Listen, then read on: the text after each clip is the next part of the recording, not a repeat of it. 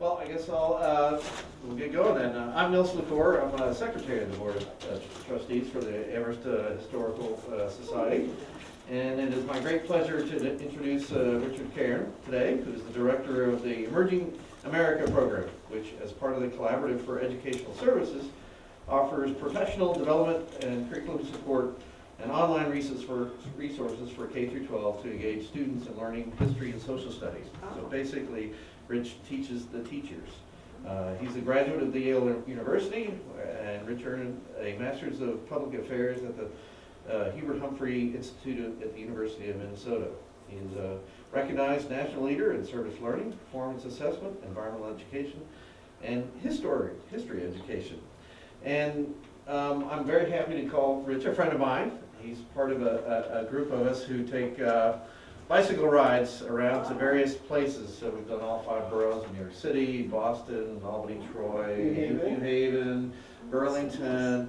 We love seeing all the history, the industrial decay. But I love riding with Rich, and I especially love being in the same car with Rich when we drive on these things because of his extensive knowledge of history. I mean, so those are not boring car rides. And so please welcome Rich. All right, thank you. The Collaborative for Educational Services where I work used to be called HEC, and a lot of people know it as HEC, and even though it's been like 5-6 years. We used to represent all the school districts in Hampshire County, and when we added Franklin County schools as well, for some reason they didn't want to be called the Hampshire Education Collaborative. So, I am excited to be here. George, thank you for inviting me. And I'm going to say just a little bit about the partners I work with, and then we're going to do an activity, because I'm an educator, and education for me is not about giving lectures, it's about getting people involved in stuff. So I don't work for the Library of Congress, but my position is mostly funded by a grant from the Library of Congress. And so they're a partner, and I'm part of a national network of 25 organizations all over the country that do professional development for teachers, so it's essentially graduate courses. I don't have listed on there, but I probably should. Westfield State University grants history credit to teachers who take a course through us. So you get 15 hours, and there's a really solid reading list, and solid work they got to do, and solid content. I'm adjunct faculty, so I'm able to give teachers graduate credit, which they need to keep it. The teachers do a lot of professional development, to keep their license current. So I'm happy to provide that either free or very low cost because the library supports it. The Library of Congress is a major partner. I got to tell a story on my son. My kids, Kira graduated from the high school last year. Her favorite course was constitutional law, taught by Tom Prickett. And James is a sophomore right now, taking U.S. History 2 with Tom. When James was, this was 2010, so what was that, 7 years ago, James was much younger, and he heard I was leaving town. He said, "Where are you going?" I said, "I'm going to Washington." And he said, "Are you going to see the Air and Space Museum?" And I said, "No, I don't go there unless you're with me. That wouldn't be fair." He said, "Well, where are you going to go?" I said, "I'm going to the Library of Congress. I've got a meeting here." He said, "The Library of Congress? That's like the Jedi Library on Coruscant." So, very geek cool, apparently. My other partners include UMass Amherst Department of History. I am not a scholar, I'm not an historian, so it's nice to be able to work with people who are, who can occasionally totally set me straight. But I also learn a lot from them, and we bring them in as lecturers, speakers a lot, as well as people from all over. We just did a 2-day course last weekend, partially funded by the Abraham Lincoln Brigade archives, and we had a scholar come in from Stanford and one from Oberlin that they paid to fly him out here, and then we had 28 teachers for 2 days talking about world fascism, the history of fascism, and boy was that conversation interesting. You may know this, that was the #1 most looked up word from Merriam-Webster's and some other like online what does this word mean? Last year. So, and the Massachusetts Department of Elementary and Secondary Education is a partner, which is important just to give us credibility with schools. And when I proposed to the Library of Congress to do this work, I knew that being in this tiny little town of Northampton, Massachusetts, that would not have credibility on a statewide project. So I approached colleagues at the Boston Public Schools, and they're also a partner. And so I get to work with those kids. One of the other things that the collaborative does, we do a lot of professional development, but we also do special education, after-school programs, early childhood family education programs. We do a lot of different kinds of things in Amherst and the other communities around here. But actually, the biggest thing that the collaborative does is we are on a contract for the state of Massachusetts, and all of the kids, not just Western Mass, but all the kids in the whole state who are incarcerated or who are in residential treatment, those teachers are on our staff. So it's like we run this very complicated, large, like 100 different sites school district for kids who are not at risk. These are kids who are felons and kids who are having mental illness treatment. So I get to coach the teachers who teach there's 7 teachers who teach kids who are in treatment. And so the stuff that we do has to work there. And if it can work there, I never get any complaints from teachers who say, oh, this stuff you're proposing won't work in my school. I say, okay, we're teaching kids who are incarcerated, and this works with them. The kind of hands-on work with primary sources, not lectures and textbook, but get involved, do investigations and inquiry. That's the term that is the center of what we do. When we do that, that's what works best with those kids. Even though it's a higher order thinking skill, set of higher order thinking skills, that's what works best with kids who are most alienated from a conventional public school system. I will say that I think Amherst High School has the best social studies program in the state. And it's not just because I'm biased, it's because I get out and I meet a lot of people, and there are some other districts with fantastic programs, but our teachers and the program are phenomenal. So, okay, that's enough boring talking. We'll move on to some exciting stuff. So my goals for you are, again, I'm an educator, so I gotta have my learning goals. For you to learn something about inquiry and thinking skills, because whether you have kids in the schools or grandkids or nephews or whatever, you're all citizens, and so you have a right to know what's going on in the schools. And I'm going to make a pitch at the end of this talk about needing your help with something. But then also I want to give you some tools to navigate the very complicated website of the Library of Congress, and to help point you in some directions that you can go to do research, just to find stuff that's fun, but also to particularly support Amherst-related research.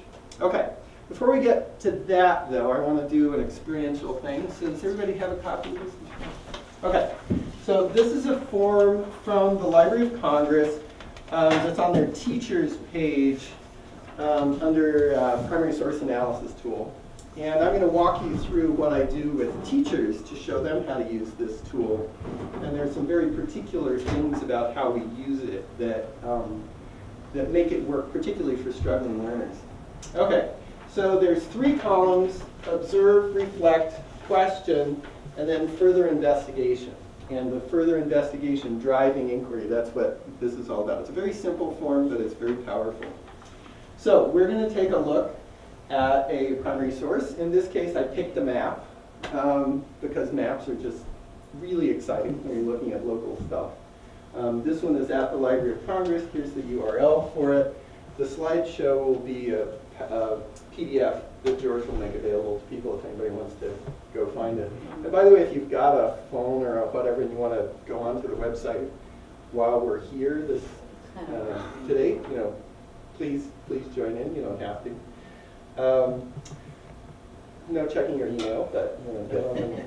So this is the title, the exact title, and when you're recording stuff, it's important to get that information, because if you want to search for it, you don't want, it's a railroad map of, from the Boston Map Store. You want the exact wording. And it says the date that it was published and the publisher. And we work with students to get them to just pick up this source information all the time. Even if it's a letter from the principal about something going on, say, okay, when was this done? Who put it out? And then we ask the questions about why did they put it out and all that kind of stuff. We'll get to that. So these are again, the things we're going to look at. We're going to do some observations. We're going to reflect and then generate some questions. And then we'll talk about how you might do an investigation. Now I did a screenshot so I'd have something big enough for you to look at. I'll show you in a minute that this thing actually, it's huge. The original is huge, and they're scanned at super, super high resolution. In fact, it's probably easier to look at this, and I could get much larger resolution if I wanted. It's probably easier to look at this than it is to look at the original. So scholars, in fact, are kind of moving away from looking at the originals of things, both because it's wear and tear on the original of the thing, but also, like I say, it's actually easier to look at and to zone in on things. Okay, so the first thing I want you to do, you can write this down or you can just make a mental note, whichever you want. By the way, the questions on here are kind of, these are general prompts for a teacher who, say, never worked with maps before. It's like, these are the kinds of questions you would ask your students about a map. So you're going to be my students for a second here. So the first thing I want you to do is to just take a half a minute and look at this and just make observations. So no inferences yet. We're going to get to that. But just the things you actually see. So don't tell me this is a railroad map from the Maine and Boston Railroad or something. Even if you know that, you wouldn't know that. I mean, that'd be an inference. So for now, it's just what do you see in the part of this map? I'll shut up and give you a half a minute to just... Okay, anybody, what do you see? The towns are named and outlined, shaded in different colors. Okay, so there's towns that are in different. Oh, I see. The town boundaries Town boundaries are shaded, and that's something that students might or might not. We all know those are town boundaries. The students might or might not know about town boundaries, depending on what grade level they're looking at this and what their background knowledge is. Remember, I'm working partly with students who, honest to God, being in the treatment center may be the first time they've ever been out of the town they were born in, and they may not know what a state is because they've never crossed a state boundary. And so these techniques have to work for those students as well as my son and daughter, who are like, oh, they're going to be fine. But how do we get to work for everybody? So yeah. The quabbin isn't there now. Okay. So how would you say that just as an observation of what you see, because that's an important observation that you bring background knowledge that again students might not have. But how would you say? You could say there are towns here That don't exist today. Yeah, that They're don't exist underwater. today. That you know that those don't exist today because of where you live, and you know that if you were going to go on this road, for example, it doesn't exactly go through it. What else do you notice? Observations, yeah, sure. I see some dollar amounts. Okay, so there's these things with dollar amounts. So this one, for example, says, if I'm reading that right, it's $1,048,000. It could be. It could be 1.000. I'm not sure exactly what the punctuation is. Make it right. So yeah, somebody else had it. Well, because I know it, that the counties are different colors. Okay, so you could say, even if you didn't know that's what they were, you could say there's bands that are different colors. And there's also different size and type on here. And again, you guys would know that that's Hampshire. You couldn't tell that from strict observation if you've never seen a map before of this area. Anything There's else? also numbers that seem like they're related to the dollar Okay. value. So there's numbers that are associated with the dollar values. Okay, what else? Anything else? There's something that's like really obvious about this. Okay, so there's a line with crosshatches, and that one I'd actually say, you know, if you know the conventions of maps, that's a town, that's a railroad. That's really not just, that's not really an inference. That's like, okay, I'm reading the map. So then there's some other What's the lines, dotted line? That's the one I can't figure out. and then there's this dotted line here. I can't figure that one So, Post railroad then. anything else that you want to say about this? Okay. Now I want you to take another half a minute and look at it and think, all right, what's going on here? Now we are looking for inferences. We're looking for you to kind of make a mini claim about what's going on here. What do you think this is about? What kind of a map is it, and so forth. So just takes half a second to think. Okay, his hand up first, so, all right? Bill? I'm thinking number of parcels and evaluation. I think So the the number is the number of parcels in that, In the town. Town, 'cause each And town then has an one, right? evaluation. an evaluation of all the property in that town, that's here. So, okay, now notice what I say here. What makes you say that? Looking at the different towns and the different numbers and valuations, and knowing that Northampton was more populous than Amherst, and Amherst is more So populous. 7.8 million versus 2.6 million Pelham is even versus less Pokey Pelham at populous. Prescott. 0.17. Okay, I would tend to think that the smaller number is population, because I look at our Shutesbury and think there couldn't possibly have been 558 different parcels back then, but the population would have been, but Yes. that's based on knowledge that I have. okay. Yeah, that's probably right. Background knowledge is great, and one of the things that we always want to do is to get students to draw on their background knowledge, whatever that may be. You've got parallel railroads, but none going east-west that I can see. Okay, so there's a whole bunch going east and west, No, No, north, north-south. south. or north-south, and none of them going exactly east and west. This being New England, nothing goes exactly. Unless you east. got down to Springfield, but we Right. don't have Springfield on the map, Yeah. so you have to. Yeah, okay. Which made me wonder, putting all of those things together, if that dotted line was possibly a proposed east-west railroad route. But I took it back to the first map, and I thought, I don't think so. It's Okay. too- So what you've done, quite naturally, is to move into that third column. What's another question yeah. that we have? And we want to confirm our question about what does that number represent? Is that population or whatever? I'm going to back up for a second, though. When Nils first made a claim, and I don't mean that in a derogatory, I mean, that's what we teach students to do. That is a huge part of what students are learning in school, is how to make and support claims with valid evidence. But you don't tell a kid in class, in any grade, that what they're doing is, okay, what's your evidence for that? What would be his reaction if he was a little unsure and I said, what's your evidence for that? So instead, do you remember exactly the wording that I used? I said, what makes you say that?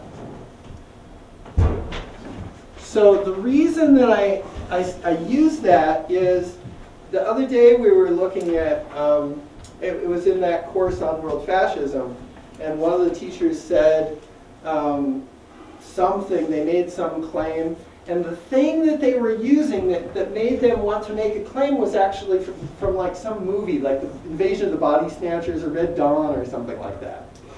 So if I say, what's your evidence for that? How likely is a student to bring in some movie that they saw? So that's one reason to do that open language about what makes you say that. The other thing is, what if they say, somebody looks at this and they're from New Hampshire, And so they say, I see Amherst in here, this is a map of New Hampshire. Ah, Okay, so what do I do if I'm the teacher and they say that? I know it's not, because I know that there's a key that says this is a map of Massachusetts, and that's not what I'm trying to get at, so it's kind of a distraction that they said this. So if I say, what's your evidence? And they say, this is a map of New Hampshire, I'm left with both bad options. One option is to correct them and say, no, this is a map of Massachusetts, so that's Amherst, Massachusetts. I've corrected them and I've kind of slapped them down, and they're less likely to speak up next time. The other thing I could do is to let what they said stand. And on this case, it's pretty easy to prove to kids that it's not actually a map of New Hampshire. But if what they're saying is something about a political cartoon and they're talking about the philosophy of the person who wrote it, and they say something completely loopy, and I let it stand, every kid in that class just heard something, even if they don't, even if they think, okay, Nils is always saying things that are kind of off the wall, but they heard it and it's stuck in their head. Whereas if the premise that we're looking for is, what makes you say that? Anything's fair game. And if I'm the teacher, I can kind of just roll on and ignore the really totally loopy comment. I don't have to correct it, and I don't have to slap them down. And I'm getting them used to sort of, anything's okay when you first start out thinking about the evidence on something. It's when you move along to the next phase and we say, okay, we want to know what these numbers meant and why they were on the map, right? That's really our question. What kind of a map is this? Why does it have all these numbers on it? And your suggestion that this is maybe a map that was showing a potential rail route, so we want to kind of get some evidence out on the table, but now we're going to look at what's more significant about that. And that's where it really gets fun. That's where it really gets exciting for students, is when they have a real question that they got from looking at a map. It's their question. I didn't tell them, go look this up. It's their question. So where would we find out? Say this question about, is that population? Is that number of parcels? Where would we find out? Legend. Okay, the legend of the map, which I didn't show you, mainly just because if I put the whole map on here, you wouldn't be able to read anything. We'll take a look at that whole map in a second. So the legend, what if the legend didn't happen to tell you why those numbers were on there for some reason? How could we find out?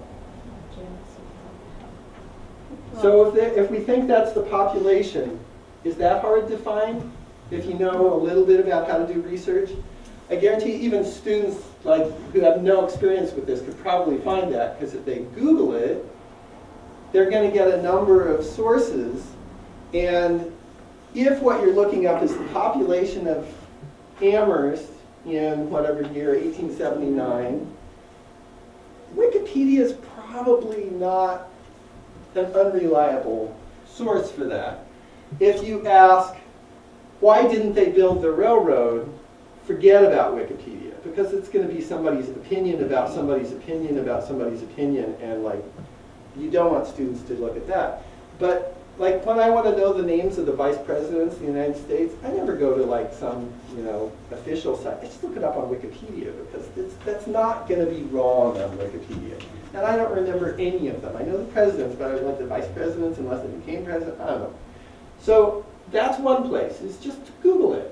And there's actually a lot of useful information teaching students the logic of figuring out that, oh, well, we can confirm that if that is what it is, then we know it's not the parcels of property. If that's not what it is, then we still have investigating to do. Where would we go to find out the question? Again, we could look at the legend. That's the obvious place. But where else might we go?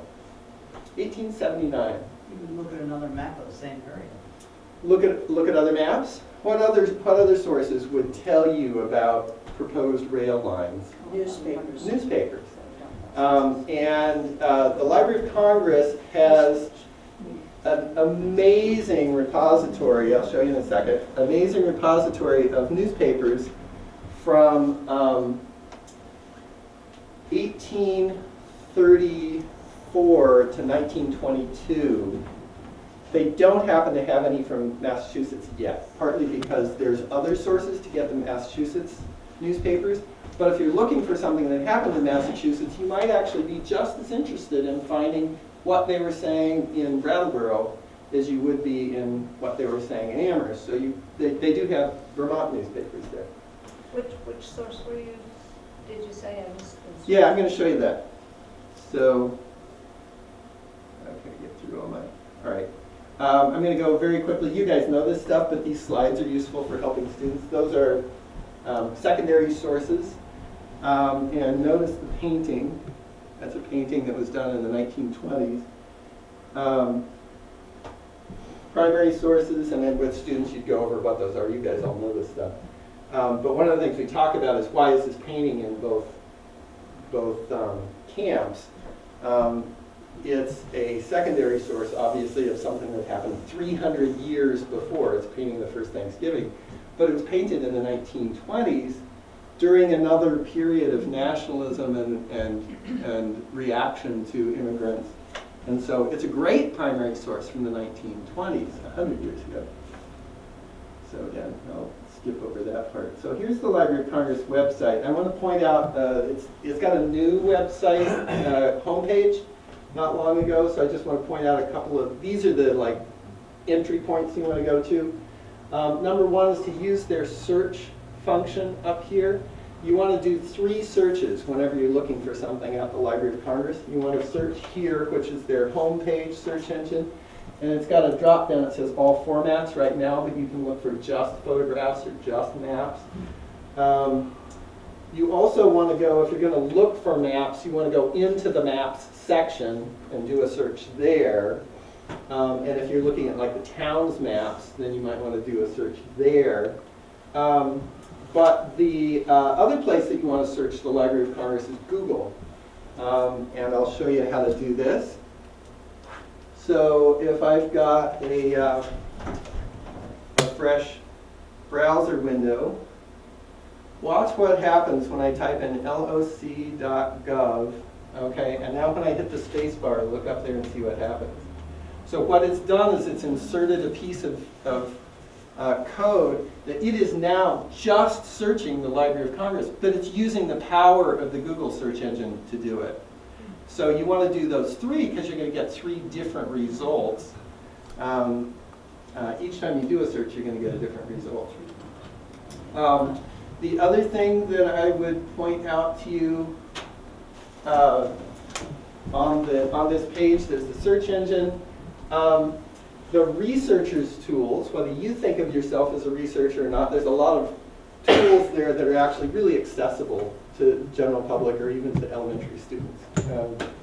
And the digital collections is where you go and you see okay, they've got a thing of the town maps of the United States or whatever. So that's a thing you browse. And then the teachers page, when I work with teachers, they want primary sources they can use on World War I or whatever. And what the teachers page, I won't take you guys there really, but what the teachers page does is there's pre-found primary source sets and lesson plans. The lesson plans aren't the kind that the teacher actually teaches. They're the kind that you look at and you say, oh, they did a thing on World War I and they used all these posters from World War I. That's a cool idea, and then you go take that idea. So those are the major buttons. There's also just fun stuff to browse on the Library of Congress website. One of the most common complaints I get from teachers after they take one of our courses is they say, oh my God, I spent 3 hours last weekend on the Library of Congress website. What have you done to me? So this is the researchers page, that button in the middle. And among other things, it'll link you to the newspapers. The Law Library of Congress not only has American laws, but it's also, for example, got the complete set of books from the Nuremberg trials. So all the documentary evidence entered in court there is in the Law Library of the Library of Congress. And you can actually try, this is where Congress uses to track current bills to get that stuff out to the public. The digital collection guides, you can drill down and find out, for example, they've got a list that if it was print rather than online, it would be like this long of resources on the Library of Congress site just on John Adams. So somebody else, a lot of somebody else's have compiled these things. You go to the digital collection guides and you can see that'll really help steer you towards what's available online. The featured collections is where you'll find the sub-collections of photos, maps, the really fun stuff at the Library of Congress. The Library of Congress has like 30 million things just online and constantly growing. And so that's partly why we do these workshops. The workshops for teachers is confusing. We're not going to go there today, but I also would strongly encourage you to go to the World Digital Library, WDL.org, organized by the U.S. Library of Congress, our national library. There's 193 other national libraries and like major university libraries. My favorite of all of those, just because of what it is, there's a web page in English from the Library at Alexandria. I mean, how cool is that? That's just like, so yeah. What are the rules about using photographs from the Library of Congress? Good question. That's why that cutoff year of 1922, pretty much anything before 1922 is public domain, almost all of it. If you're publishing something, like you're going to put together a book like this, you need permission, and so you should really, like each thing, you got to track it down and find out, okay, do they really own it? Because sometimes they own the thing, but they don't have permission to publish it. The Library of Congress is fantastic for early American stuff up through World War II, and after World War II they're not as good because they don't have permission to put stuff online. So like one of the things that they have is the papers of the NAACP. So all those papers are at the Library of Congress, but the NAACP gets money from JSTOR for people going through JSTOR to. So if you want to go to the Library of Congress, you can look at it all for free in that reading room, but they haven't digitized any of it. And, you know, I want the NAACP to be making money from people looking at their stuff. So that's, you know, I understand that. As a teacher, you can use pretty much anything in your classroom. It's when you start to publish it. Even putting it on a public website that starts to get to be an issue. So I talked about the newspapers. The Veterans History Project, they have hundreds of oral histories of U.S. veterans going back to World War I. And in many cases, there's live, you know, you can watch a video, listen to a tape. In many cases, there's transcripts and even photographs and stuff of those veterans. So there's all kinds of reasons. That'd be one place to go to find out stuff about Amherst. I found a couple of really cool people there. Maps and prints and photographs. The Library of Congress has, among other things, the Ansel Adams photos from Manzanar Japanese internment camp. So it's great art and politically very important. So I said the teacher's page, there's a whole thing you can go to there to find these lesson plans and stuff. But, and this is my website, emergingamerica.org, with a button for TPS.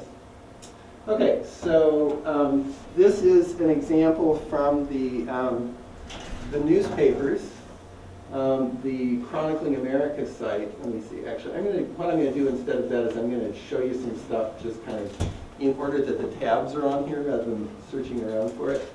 So I'm just on the web now. Okay, so how many of you have seen this panoramic map? There's hundreds of these from all over the country.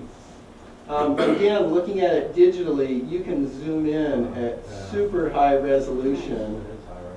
And one of my favorites, there's Dickinson Street, there's the railroad, the old railroad station, there's Main Street. My house would be over out here somewhere.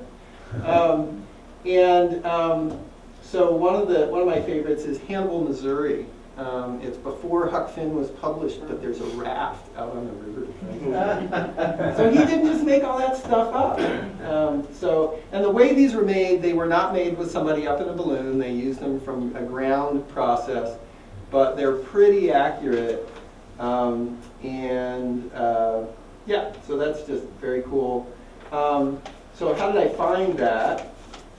I'm going to back out so you can see how I found it. So I went to, so we are on the home page. digital collections.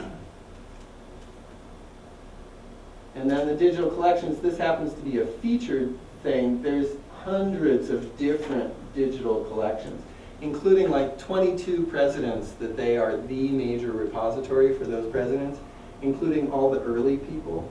One of those like really cool moments was I got to tour the manuscripts division, and they open the door and I walk in, and there's a length of space, shelf space, and then the first one says Washington, and then the next shelf says Adams, and I said, is that what I think it is? And they said, uh-huh. Like, oh my God.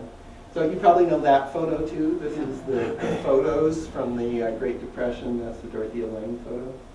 But if you go into the, they have a whole lot of maps of like Civil War maps, and they have town maps. So if I put in Amherst on here,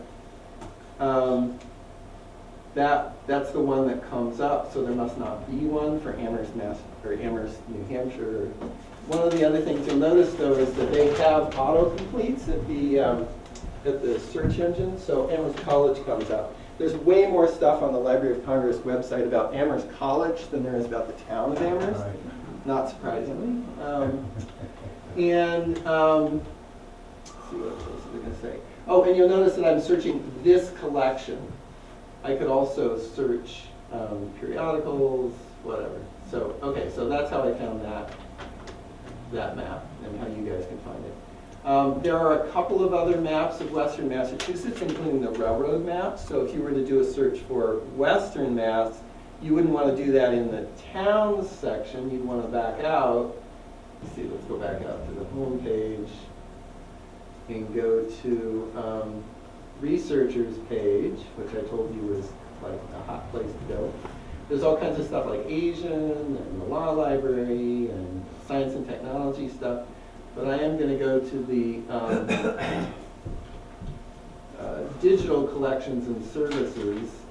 And from here, oh no, that took me the same page. Okay. Okay, I'm not going to waste your time remembering how to do this. The other way to do it is to go up here and say maps. And that will show me, that's the reading room if you actually want to go look at the maps, but here's where all their different collections of maps are, so that's another way to get it. Okay, so I just did a search for Amherst College, and you all probably know that the Library of Congress takes 2 copies of every book published. If you didn't know this already, sad news, they don't keep all the copies of, like if I published a book about my dad and his twin brother, and we printed 5 copies of it, and I sent 2 to the Library of Congress, they would very dutifully send one to the Kansas Historical Society and say, we think this might be of interest to you, and then it's up to them whether they want to keep it or not. But they can't keep all that stuff. They do keep anything that might really be significant to the general public. And if my parents were, somebody historically significant, they'd probably keep that too.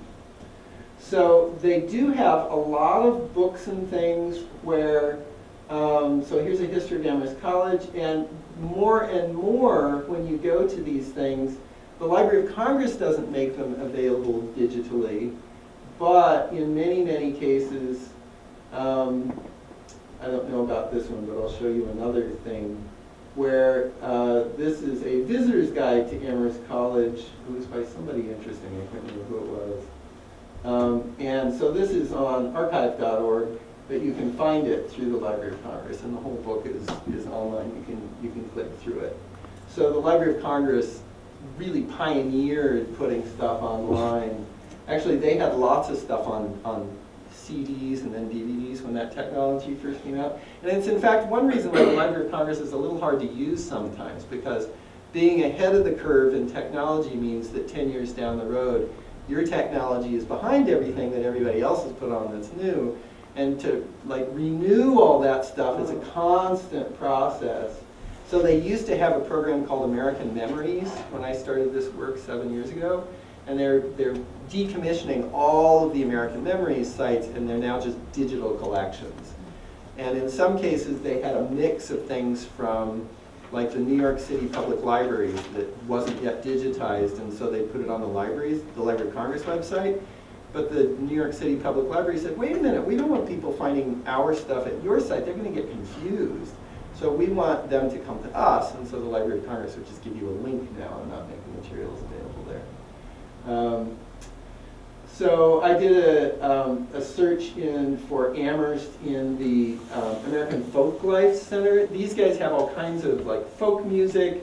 The Lomax brothers, I think there were two brothers, Alan and I think his brother did collection too, but their papers are at the Library of Congress, and they did a whole lot of collecting early recordings of blues singers and stuff like that. They went all over the country actually.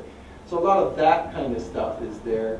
But this is a project that's at the American Folklife Center. When I did a search for Amherst, it popped up that they actually have a link to one of the best special collections websites in the country, which is UMass Archives Special Collections. And if you haven't been over there, go over there. They have I got to hold in my hands the original drawings and copy of the Souls of Black Folks.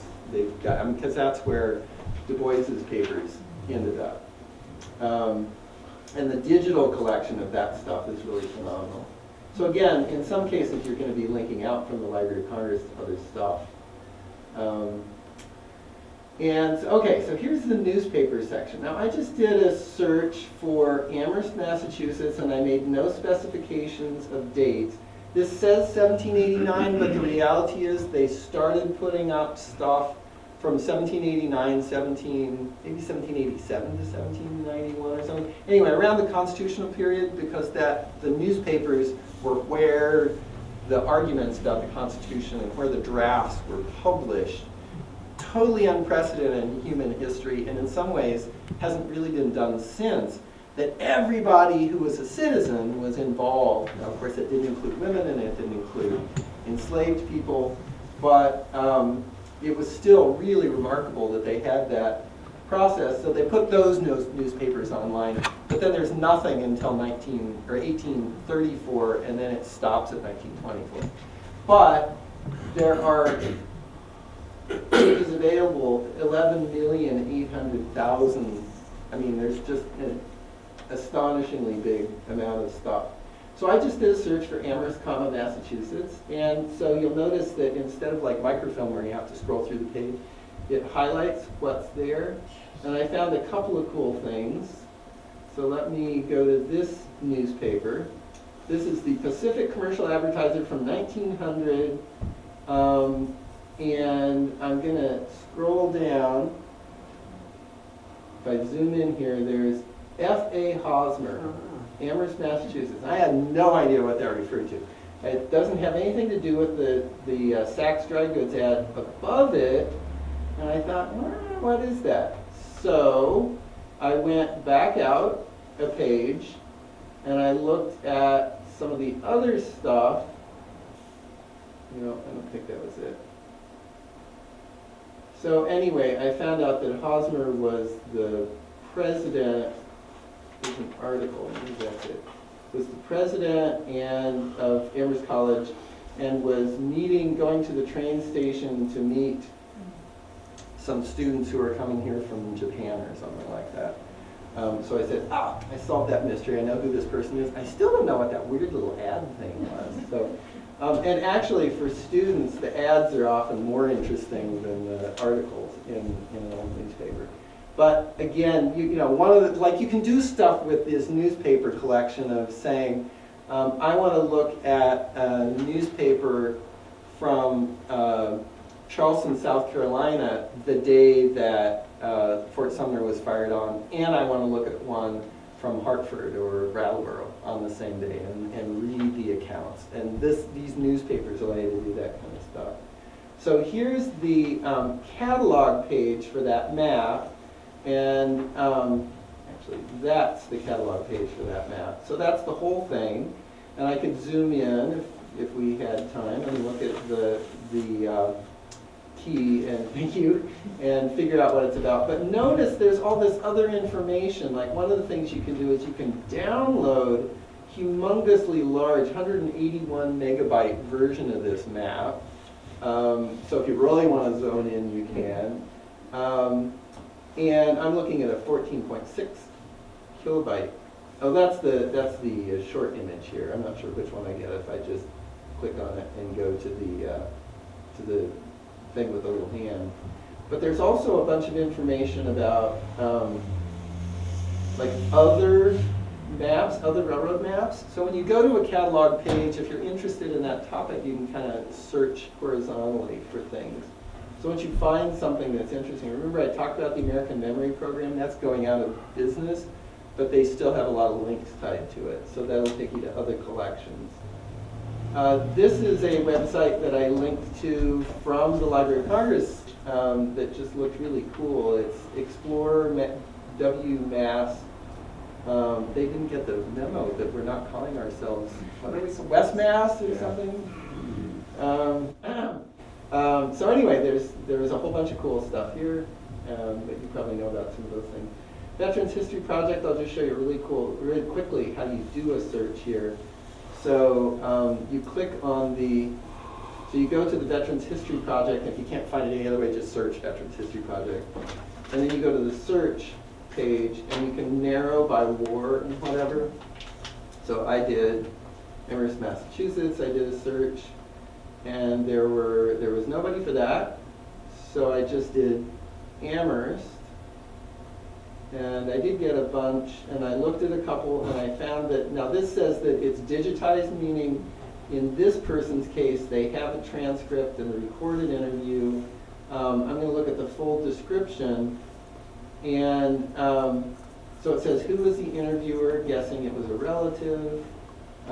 There's some photographs in this, so there's just really cool stuff here. And when I went to the transcript, I then did a search on the page for Massachusetts to see why was it coming up. So this person was at Fort Devens. Well, I don't care about that. That's not me.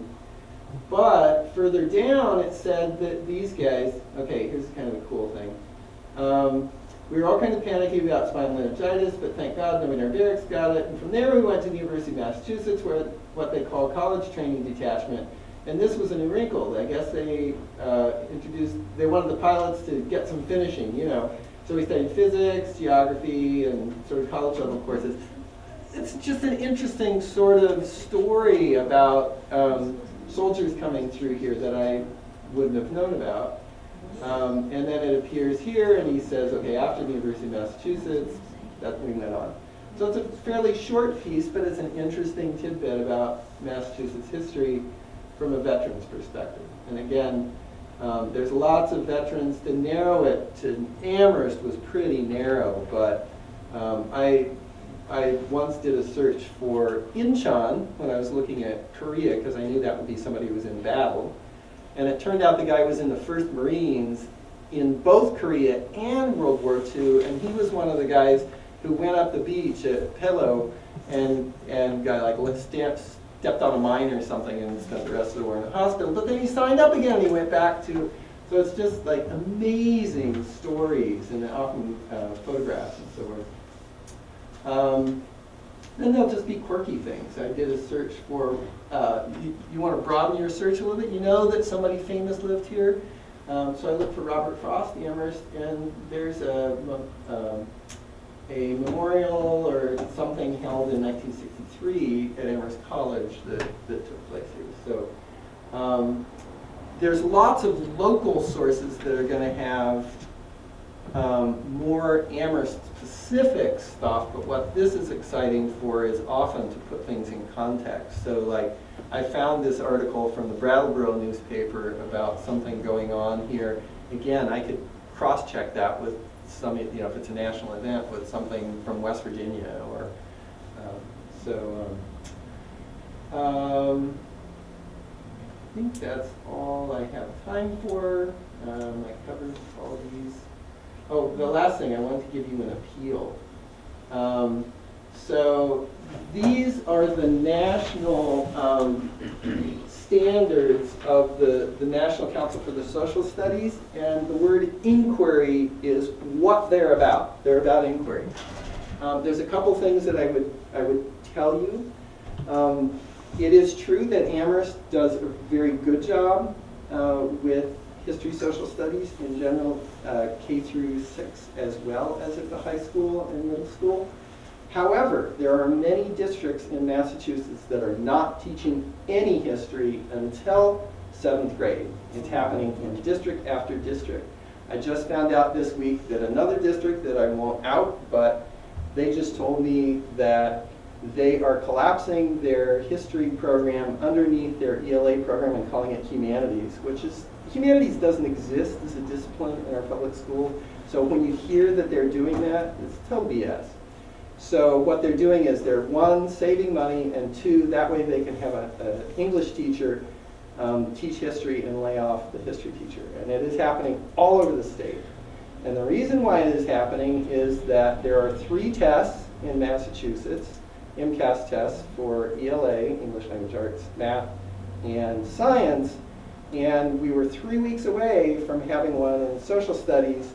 The booklets were already distributed and everything, and my take on it is that Mitchell Chester decided, one, we could save a little money, and two, he could get some superintendents off his back and say, hey, I made your book burden lighter, you don't have to do anything with social studies. And so he didn't really care, so he sacrificed it.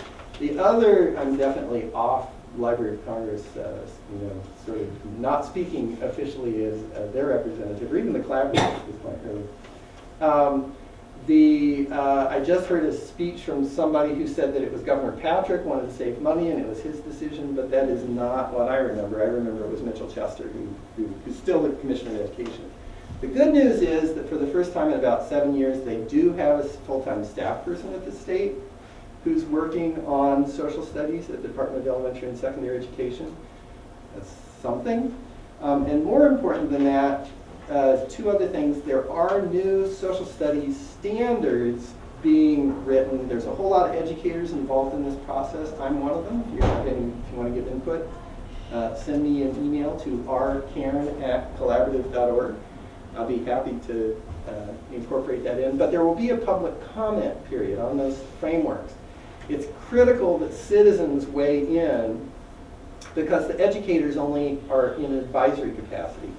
Ultimately, it's going to be Mitchell Chester and the board and the governor who make the decision about what our standards are going to say. And the last time, I wasn't around in Massachusetts at the time, but the last time we went through this, the educators had this really great set of standards that were inquiry-based, and they really were thematic, and they weren't just, the teachers tell me that the standards that we operate on now are like a prep list for a trivia test. That's really, it's a study guide for a trivia test. It's 750 factoids you're supposed to know. And so we're trying to rewrite those, but ultimately the governor makes the decision unless there's a real outpouring. And people are taking it for granted that history is being taught. You would all assume that it's being taught in all the elementary schools. Wrong. Teachers are being told, do not teach history, it's a distraction from reading and writing and math. So teachers who are trying to go outside the box a little are being told, don't do that. So you all need to speak up. Again, Amherst is not so much the place we need to worry about, but let the superintendent know we think it's important. And these new frameworks, when they come out about, I think it'll be about 6-8 months from now, do weigh in.